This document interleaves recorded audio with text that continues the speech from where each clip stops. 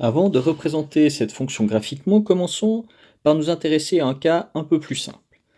Si on prend une fonction f de x qui est égale à 2 puissance x, on va essayer de regarder ce qui se passe et la représenter graphiquement. Calculons quelques points. Donc, si on cherche f de 0, c'est-à-dire 2 puissance 0, on obtient 1. Si on calcule f de 1, c'est-à-dire 2 puissance 1, on obtient 2.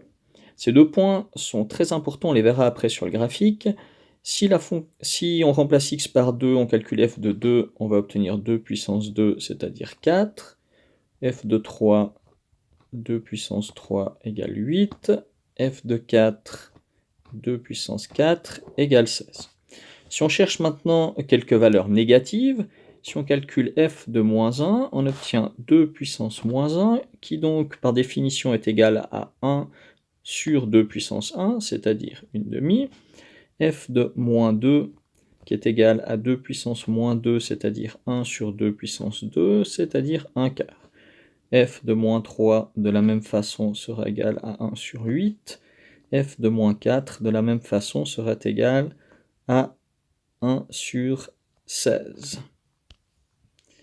Donc essayons de voir maintenant ce que ça donne graphiquement à l'aide de GeoGebra. Voilà la fonction 2 puissance x.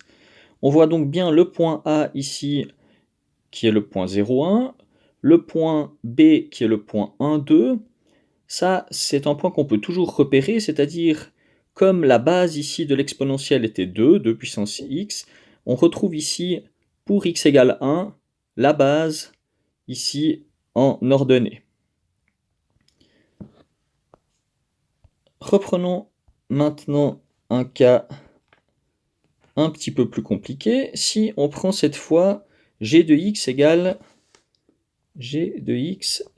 2 puissance x plus 2. On a vu pour les polynômes la dernière fois que lorsque l'on remplace x par x plus 2, on va translater le graphique de la fonction de 2 unités sur la gauche. Si on regarde ce que ça donne sur GeoGebra, donc g de x translaté de 2 unités sur la gauche, on obtient cette nouvelle courbe ici. On voit bien que c'est la même que la première, mais elle est translatée de 2 unités sur la gauche. Si on reprend maintenant la fonction de départ, O de x, qui était donc 2 puissance x plus 2 moins 2, cette fois, le moins 2 que l'on trouve tout à la fin va simplement décaler le graphique de notre fonction de 2 unités vers le bas. Si on regarde ce que ça représente graphiquement avec GeoGebra, on obtient la fonction verte ici, qui est donc décalée de 2 unités vers le bas par rapport à la brune.